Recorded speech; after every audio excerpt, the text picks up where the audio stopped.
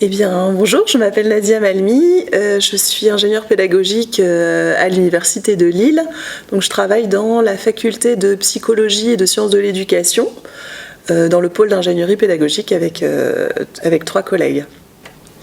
Alors, un ingénieur pédagogique, c'est un spécialiste de l'enseignement et de l'apprentissage, et c'est quelqu'un qui va accompagner les enseignants pour créer leur dispositif d'enseignement.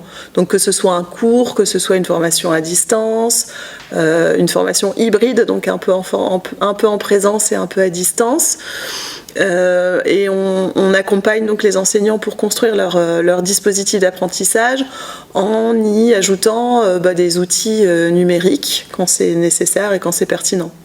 Alors, ce qui est important déjà, c'est de réfléchir à quels sont les besoins de notre public. Selon si les apprenants sont plus jeunes ou plus âgés, est-ce qu'ils connaissent déjà des choses en fait? Est-ce qu'il y a déjà des choses qu'on peut prendre en compte par rapport à ce qu'on va leur transmettre? Donc, quels sont leurs besoins, quelles sont leurs attentes, et en fonction de ça, on va déterminer des objectifs en fait d'apprentissage qui sont liés au contenu qu'on a et qu'on veut transmettre en fait. Donc ça veut dire qu'on va définir vraiment clairement ce qu'on veut que nos apprenants sachent à la fin de notre séquence pédagogique. Avec quoi on veut qu'ils partent, qu'est-ce qu'on veut qu'ils apprennent en fait. Une fois qu'on aura défini les objectifs d'apprentissage, on va réfléchir à concevoir des activités qui vont permettre aux apprenants de s'approprier le contenu qu'on veut leur transmettre.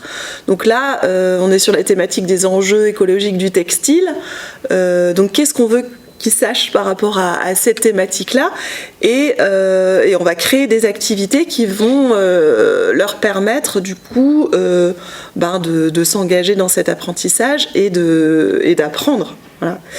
Et donc on va aussi sélectionner un certain nombre de ressources qui vont leur permettre de s'approprier ce contenu. Donc les ressources, c'est vraiment c'est ça, c'est le contenu de la matière dont on a besoin pour s'approprier les choses, en fait, le contenu. Et après, la dernière étape, c'est celle de l'évaluation. Donc là, on va aussi réfléchir à comment on va vérifier que les objectifs d'apprentissage sont bien atteints pour nos apprenants.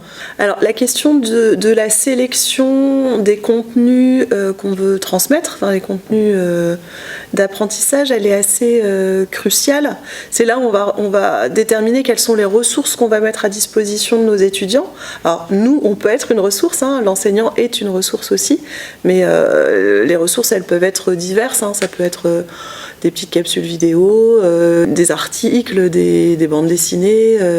Voilà, il peut y avoir différentes ressources qu'on va sélectionner selon notre public, donc selon nos apprenants. Et du coup, le choix des ressources, il est vraiment important, parce que c'est vraiment cette matière-là qui va être brassée par les apprenants pour s'approprier le contenu. Donc si là on est sur une thématique qui est quand même très complexe, on va essayer d'adapter les ressources en fonction du public qu'on vise en fait. Il y a autant de scénarios pédagogiques qu'il y a d'enseignants en réalité, en fait. Et puis tout va dépendre du contexte, en fait. Donc ça, c'est quelque chose d'important. Dans quel contexte je suis, combien de temps je dispose pour déployer mon enseignement, ma séquence. Donc il y a des scénarios pédagogiques qui peuvent se déployer sur tout un semestre, par exemple, tout un cours qui va durer tout un semestre.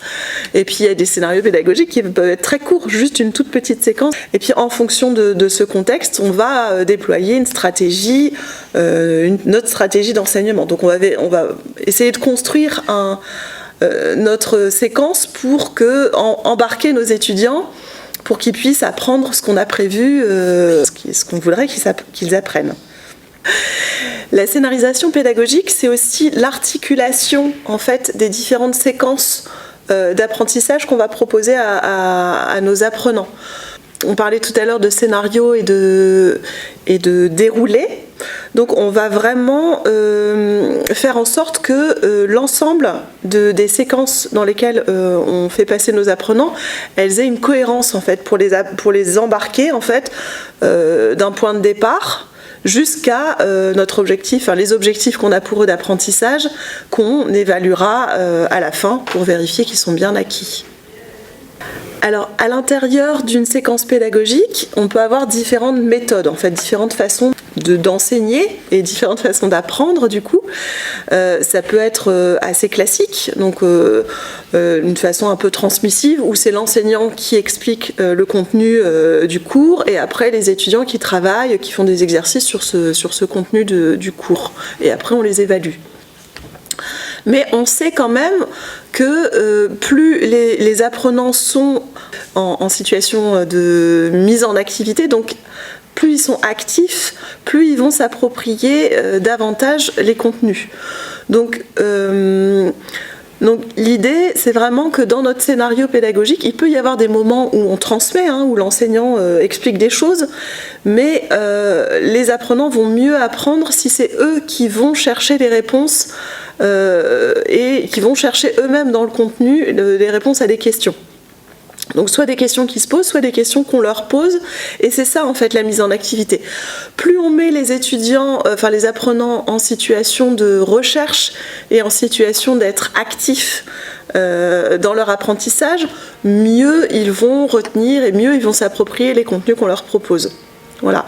Donc il y a un parti pris quand même dans l'ingénierie pédagogique chez mes collègues, et c'est vers ça qu'on essaye d'embarquer aussi les enseignants, c'est de mettre le plus possible les étudiants et les apprenants en situation active pour qu'ils puissent s'approprier les contenus eux-mêmes.